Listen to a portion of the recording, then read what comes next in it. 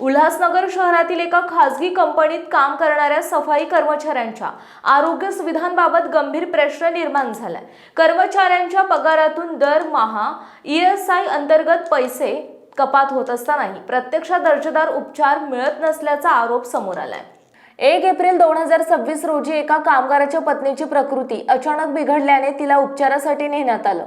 मात्र तिला उल्हासनगर मध्यवर्ती शासकीय रुग्णालयात दाखल करण्यात आले, जिथे आवश्यक सुविधा आणि योग्य उपचार मिळत नसल्याची तक्रार कुटुंबियांनी केली। या घटनेनंतर महाराष्ट्र राज्य कामगार सेनाच्या पदाधिकाऱ्यांनी तात्काळ हस्तक्षेप करून प्रकरणाचा पाठपुरावा केला।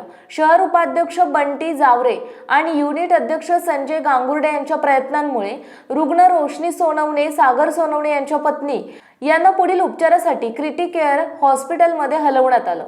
यावेळी संतप्त कामगारांनी नाराजी व्यक्त करत आमच्या पगारातून नियमित ESI साठी पैसे कपात होतात, मात्र वेळेवर आणि दर्जेदार आरोग्य सुविधा मिळत नाहीत असा आरोप केला। दरम्यान महाराष्ट्र राज्य कामगार सेनेच्या पाठपुराव्यामुळे संबंधित रुग्णाला वेळेत उपचार मिळाल्याने काही प्रमाणात समाधान व्यक्त होत आलं। मात्र या घटनेमुळे ESI सुविधांच्या अंमलबजावणीवर मोठे प्रश्नचिन्ह उपस्थित झाले असून प्रशासनाने याकडे गांभीर्याने लक्ष देण्याची मागणी होत आहे। नाव काय तुमचं आणि काय घटना घडली, काय सांगाल?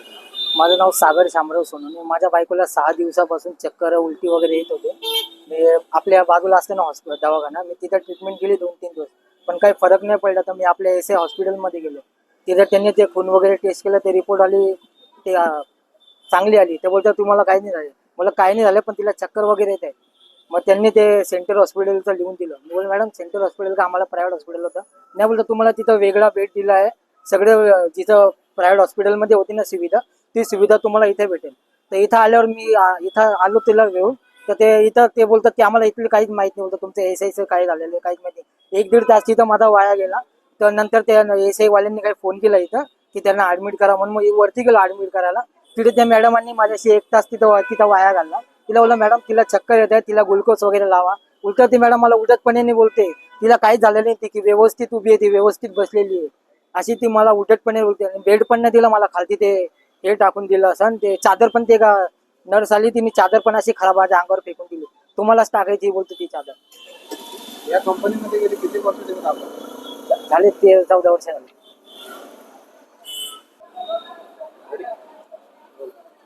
दादा काय प्रकार आहे, काय सांगा?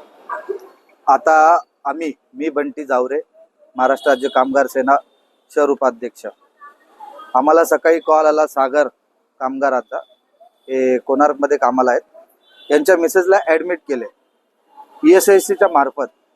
आणि इथे बघितलं गेल्यावर की ते ESICची ती सुविधा नाही आहे। आम्ही तात्काळ विचारपूस केला असता की बाबा अशी काय इथे आणखीन ESICची सूचना आलीच नव्हती आणि आमच्या कामगारांना इथे ॲडमिट केलं जात आहे। तर माझं ESIC आणि कंपनी प्रशासनाला विचारणं आहे की जर आमचे कामगार जर दर महिन्याला ESICचे पैसे कपात करत असतील स्वतःच्या वेतनातनं, तर त्यांना असे उपचार का? याच्या आधी त्यांना क्रिटिकेअर हॉस्पिटल झालं, डोंबिवलीला शिवम हॉस्पिटल झालं, या प्रकारच्या चांगल्या हॉस्पिटलमध्ये त्यांची ट्रीटमेंट होत होती। सडनली 2 दिवसामध्ये असा निर्णय आला की यांची पुढची ट्रीटमेंट ही महानगरपालिकेच्या अंतर्गत असणाऱ्या सेंट्रल हॉस्पिटलमध्ये होणार आहे। जर ESICचे पैसे भरून सुद्धा आम्हाला इथेच ट्रीटमेंट घ्यायचे, तर आम्ही ESIC का भरावी, हे आमच्या कामगारांचं म्हणणं आहे आणि आमच्या संघटनेचं म्हणणं आहे। आता त्यांची प्रमुख मागणी काय आहे, त्या संबंधित तुम्ही संबंधित अधिकाऱ्यांची चर्चा केली आहे का? आम्ही कंपनी प्रशासनासोबत पण चर्चा केली। त्यांनी सांगितला हा निर्णय आहे ESIC हॉस्पिटलचा।